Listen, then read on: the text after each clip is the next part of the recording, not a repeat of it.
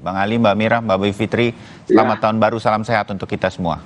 salam sehat, salam sehat. Terima kasih, terima kasih. Ya, pagi ini saya terima kasih dengan Bang Ali. Semua saya Ya, hubungi, kita hubungi nih Sapa Indonesia Pagi, akhirnya Bang Ali di detik-detik terakhir. Terima kasih. Jadi siap, mohon siap. nanti Terima kasih. mendengarkan apa yang ingin disampaikan Mbak Mira dan juga Mbak Bivitri. Mbak Bivitri, Baik, baik.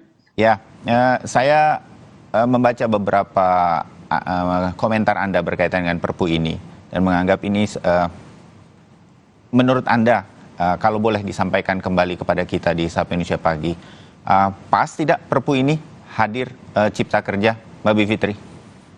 Sangat tidak pas. Jadi kalau menurut saya sih ini akal-akalan pada hukum tata negara Indonesia. Karena kita bisa lihat pertama bentuknya, kalau saya kira substansi nanti Mbak Mira yang akan lebih paham tuh. Dari segi proses ya, bahwa bentuknya Perpu aja Mas, itu kita harus kritik betul. Karena Perpu itu wilayahnya berbeda dengan undang-undang biasa. Peraturan pemerintah pengganti undang-undang. Materi muatannya memang sama dengan undang-undang karena itu bisa digunakan untuk menggantikan undang-undang, tapi Perpu itu dibuat untuk kegentingan memaksa, bukan memaksakan kegentingan gitu ya. Jadi kegentingan memaksa ini tidak ada. Dan kita harus ingat para pendiri bangsa ini ketika merumuskan pasal 22 Undang-Undang Dasar itu berpikir dalam konteks hukum tata negara darurat. Jadi kita mesti melihat harus ada situasi yang betul-betul katakanlah kalau perpunya nggak keluar pada hari ini, besok Indonesia akan bangkrut atau akan musnah, ada bencana alam luar biasa, harusnya begitu. Nah kita paham tadi ditayangkan lagi bahwa alasannya adalah inflasi, krisis ekonomi, saya setuju, kita semua saya kira setuju ya, akibat dari perang Ukraina itu ada. Tapi apakah diatasinya harus dengan Perpu? Karena Perpu itu kan pemerintah keluarkan dulu sendiri, langsung berlaku Perpunya, dan kemudian nanti ketika DPR sidang pada masa sidang berikutnya, baru dibahas, disetujui atau tidak. Artinya apa? Pemerintah sendirian memutuskan sesuatu tanpa ada cek dari cabang kekuasaan negara lain, bahkan ada cek dari masyarakat. Karena artinya kan prosesnya tertutup, tidak ada pembahasan di Senayan, gitu ya. Oke. Kita harus lihat proses itunya dulu, yang saya kira tidak bisa dijustifikasi sama sekali. Bahkan saya harus tambahkan, kenapa saya bilang akal-akalan betul, dikeluarkannya hari kerja terakhir sebelum tahun baru. Di saat semua orang tidak ada yang tahu, moodnya mood tahun baruan, tiba-tiba keluar dan draftnya saya carinya aktif sekali sampai ke setnek, saya telepon segala macam, tidak ada sampai malam tahun baru. Jadi itikat buruknya yang ingin saya soroti karena tidak tepat untuk mengeluarkan kebijakan yang mengatasi krisis ekonomi yang mungkin akan kita hadapi minggu depan, 2 minggu lagi, tapi tepatkah untuk mengeluarkannya dalam bentuk Perpu yang tidak ada pembahasannya sama sekali? Oke, ditahan ya Mbak Bivitri. Nah, nanti saya minta tanggapan Bang Ali. Dari sisi kontennya atau isinya, Mbak Mira, aspek juga banyak melakukan, ada beberapa hal yang Anda sampaikan yang mungkin bisa diulangi pagi ini. Mengapa aspek juga menolak Perpu Cipta Kerja ini, Mbak Mira? Ya, awalnya ekspektasi kami adalah Pak Jokowi mengeluarkan Perpu itu untuk membatalkan Undang-Undang Cipta Kerja Omnibus Law karena memang hasil uji materi di Mahkamah Konstitusi itu kan baru uji formil, belum masuk ke materi gitu loh. Ya. Artinya materinya itu masih belum dibahas. Nah, maka dari itu ekspektasi kami awalnya itu, atau Pak Jokowi membuat Perpu yang isinya sama dengan Undang-Undang Ketenagakerjaan sebelumnya, yaitu Undang-Undang 13 2003. Sebelum Tapi ada Cipta Kerja. tapi kami sudah menganalisa dan membaca, membandingkan juga, ternyata isi Perpu hanya copy paste daripada Undang-Undang Cipta Kerja Omnibus Law. Ya. Maka dari itu tidak ada perubahan yang signifikan gitu loh. Malah terkesan kayak abu-abu dan malah banyak juga yang sangat dikurangi, yaitu salah satunya adalah pengurangan jam hari libur ya, harusnya 2 kali dalam sepekan ini menjadi 1 kali, makin berkurang saja gitu loh. Dan bagi kami ini menjadi sebuah dugaan-dugaan kami, ada apa menjadi keterdesaan Pak Jokowi ya, pemerintah untuk mengeluarkan Perpu ini, dan semuanya itu tidak ada yang bermanfaat bagi kami para pekerja buruh gitu, Mas Bayu. Ya, oke.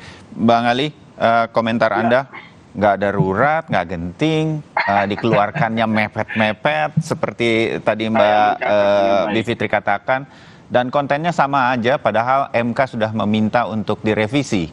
Bang Ali, Oke, mengapa?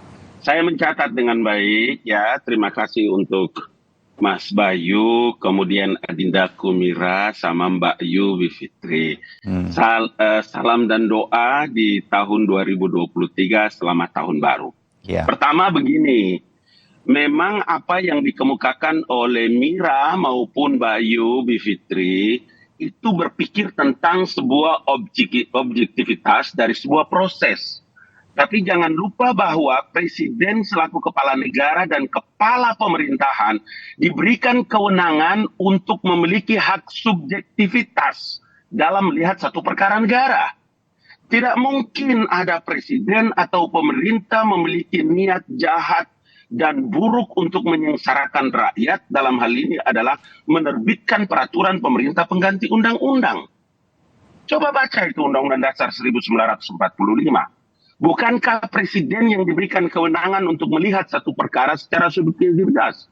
Saya tadi mencatat dengan baik, umpama seperti begini. Kalau dilihat dalam dua perkara penting yang terkait dengan apa yang kita bahas, maka saya mau bilang, dan ini menjadi konsen dari pemerintah, bahwa pemerintah menerbitkan peraturan pemerintah pengganti Undang-Undang nomor 2 tahun 2022 tentang Cipta Kerja pada Jumat kemarin tanggal 30 Februari itu tidak ada lain dan tidak ada bukan bahwa Perpu Cipta Kerja ini untuk membangun satu iklim investasi yang kondusif di tengah fluktuasi global yang tadi disebutkan oleh Mbak Bivitri itu. Maka penerbitan peraturan pemerintah pengganti undang-undang ini karena pemerintah perlu ada percepatan antisipasi terhadap kondisi yang gagak ya global, baik yang terkait dengan ekonomi maupun resesi global dari peningkatan inflasi, kemudian ancaman terhadap stagflasinya. Dari sinilah saya mau mengatakan bahwa beginilah cara berpikir orang berpolitik bernegara. Karena tidak mungkin situasi ini akan dibiarkan. Kemarin pada waktu kita membahas tentang Undang-Undang Cipta Kerja ini, saya terlibat langsung, bukan? Kita berdiskusi cukup panjang. Tapi ketika Mahkamah Konstitusi sebagai institusi tertinggi yang independen, keputusannya adalah final and binding, melihat perkara-perkara ini, maka itu sebabnya Presiden memiliki kewenangan atas perintah Undang-Undang Dasar 1945 harus mengambil situasi ini. Dan saya katakan bahwa disitulah hak subjektivitas yang dari awal saya katakan. Demikian untuk Mbak Yu, guruku, Mbak Bivitri, dan Adinda Mira. Oke. Mbak Bivitri, berkaitan dengan kedaruratan dari sisi pandang pemerintah tadi? Ya, saya harus kritik dulu nih, Bang Abalin, pertama-tama soal nggak mungkin pemerintah punya maksud buruk. Nah, dari situ saja kita harus kritik betul, karena dari narasinya saya kira sudah sangat jelas, narasi resmi loh ada dalam pidato. Dan tadi Bang Abalin juga menyampaikannya dengan sangat jelas bahwa ini adalah soal memberikan iklim investasi yang baik. Nah, pertanyaannya kan at what cost iklim investasi itu ingin diberikan? Karena Mbak Mira tadi sudah bercerita dengan sangat baik, ternyata iklim investasi itu adalah kenyamanan supaya pemerintah atau maksud saya pengusaha itu bisa memberikan atau bisa membatasi hak-hak pekerjanya supaya investasinya tetap lancar. Itu satu tuh. Kemudian yang kedua, kalau dikatakan hak subjektif presiden itu betul. Bahwa namanya Perpu itu pasti hak subjektif presiden. Tapi hak subjektif presiden itu kan harus ada batasannya. Karena kita ini negara hukum. Justru tadi saya sempat katakan di diskusi yang berbeda bahwa justru hanya negara otoritarian yang presidennya mau apa itu dikeluarkan tanpa ada cek dari lembaga legislatif maupun masyarakat. Itu khas negara otoritarian. Jadi saya kira ini bukan, kalau etikat baik itulah ukurannya atau itulah pijakan dasarnya mengapa konstitusionalisme itu dibangun gitu, karena hukum tata negara harus selalu memikirkan ada hal-hal yang harus dibatasi. Pembatasan kekuasaan yang berlebihan harus dibatasi, makanya ada DPR, ada masyarakat, pembahasannya. Nah, ini yang sudah dilangkahi. Jadi kita mesti masuk di situ dulu, Mas Bayu. Oke. Saya ingin menambahkan sedikit dari Mbak Mira berkaitan dengan apa yang disebut sebagai penolakan dari Perpu Cipta Kerja ini. Mbak Mira, Ya. apa yang kebetulan nih kan lagi ada Bang Ali Mohtar, apa yang ingin disampaikan dan langsung saja keberatan-keberatan dari aspek terkait dengan Perpu Cipta Kerja ini? Ya, kalau dari kata-kata Bang Ngabalin yang tadi sampaikan, bagus ya ketika tidak mungkin presiden punya niat buruk dan lain sebagainya. Tetapi Bang Ngabalin, masalahnya isi Perpu itu sangat buruk gitu loh. Sangat buruk bagi pekerja buruh Indonesia.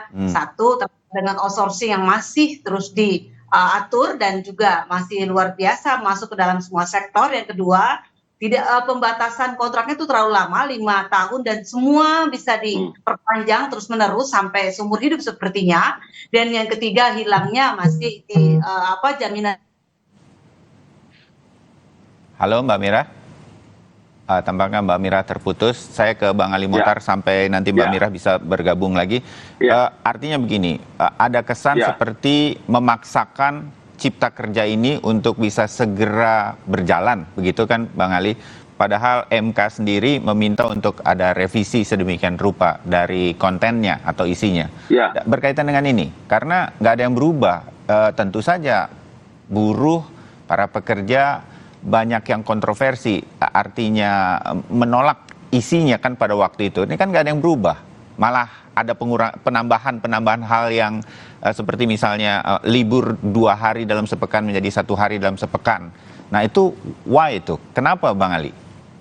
Ya, saya sedikit saya menguraikan dulu pesan pertama yang tadi disampaikan oleh Mbak Yu, Mbak Bivitri sama Mas Bayu ya begini. Kalau Mira agak terputus, saya tidak mendengar apa yang tadi beliau kemukakan. Pertama begini, peraturan pemerintah pengganti undang-undang ini sekali lagi adalah merupakan hak subjektif yang dimiliki oleh seorang presiden yang tidak saja selaku kepala pemerintahan tetapi kepala negara. Kalau ditanyakan kepada saya tentang posisi ini memang terkesan sangat mendesak, oh iya, memang bahwa peraturan pemerintah pengganti undang-undang ini diteken karena memang ada hal yang harus diperhatikan bahwa situasi yang sangat mendesak. Sebagai seorang kepala negara dan seorang kepala pemerintahan, tidak boleh negara ini dalam ancaman. Itu pertama itu. Karena apa yang dilakukan bagi presiden dalam hukum tertinggi, bagi seorang kepala negara dan kepala pemerintahan adalah menyelamatkan negara, bangsa, dan rakyatnya. Itu sebabnya saya berkali-kali mengatakan bahwa apa yang dilakukan oleh siapapun dalam analisa, dalam mengambil satu keputusan tentu tidak sama dengan apa yang dilakukan analisa dan kebijakan-kebijakan yang dilakukan oleh kepala pemerintahan. Maka peraturan pemerintah pengganti undang-undang ini tadi kita sudah bahas.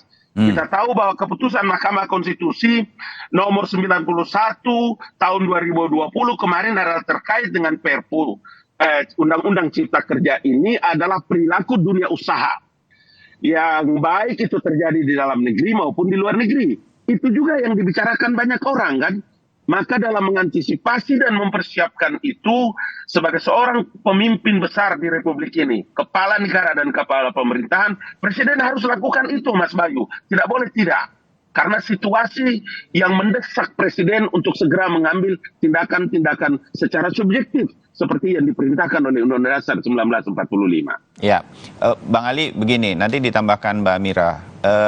Sejak Omnibus Law Cipta Kerja ini muncul, kan dikatakan ada ketidakberpihakan kepada pekerja, lebih kepada pengusaha. Agak sulit kemudian menyatakan bahwa Presiden mendengarkan ini ketika Perpu Cipta Kerja dikeluarkan sekarang. Mbak Mira, Anda punya tambahan berkaitan dengan ini? Karena nggak ada yang berubah dari sisi pekerjanya. Oke, saya jawab nanti itu. Ya, Mbak Mira.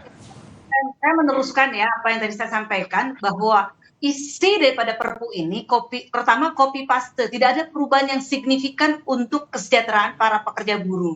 Artinya itu saja gitu loh. Yang kedua, isi-isinya itu sangat merugikan para pekerja buruh. Outsourcing makin meluas, makin merajalela. Kontrak kerja yang masih terus, ya masih lama, yaitu 5 tahun dan diperpanjang terus-menerus. Istilahnya seumur hidup bagi para pekerja buruh. Kemudian PHK yang dipermudah, dipercepat dan murah, gitu. Pagi hari dia masih bekerja, sore harinya bisa di PHK gara-gara alasan efisiensi, rugi, karena Undang-Undang Cipta Kerja. Karena kami selalu mengadvokasi setiap hari kawan-kawan yang ter-PHK, yang diperlakukan gara-gara Undang-Undang Cipta Kerja ini. Alasan pengusaha selalu mengatasnamakan bahwa ini ada Undang-Undang Cipta Kerja. Ini loh sudah diberlakukan. Nah, dengan alasan itu para pengusaha kemudian melakukan pelanggaran-pelanggaran, melakukan kerugian-kerugian kepada pekerja buruhnya. Dari mulai PHK dipermudah, upahnya sangat murah, kemudian pesangonnya pasti kalau pesangon sudah banyak yang dikurangi. Yang ketiga, tentang jaminan sosial yang kawan-kawan ini juga tidak lagi mendapatkan karena mereka diperlakukan pekerja kontrak, outsourcing, dan daily worker. Dan kemudian masih catatan lagi nih, kawan-kawan ini sudah dikurangi juga nih dari sisi liburnya, dari 2 hari dalam pekan menjadi 1 hari, dan dihilangkan lebih panjang. Artinya ini luar biasa merugikan, dan kalau dikatakan Pak Jokowi mengatakan tidak akan memperlakukan secara buruk, tetapi faktanya, kenyataannya Perpu ini sangat buruk bagi para pekerja buruh. Oke, Bang Ali, saya akan segera melempar ke Anda, tapi saya harus jeda sebentar. Kita segera kembali untuk melanjutkan obrolan kita pagi ini.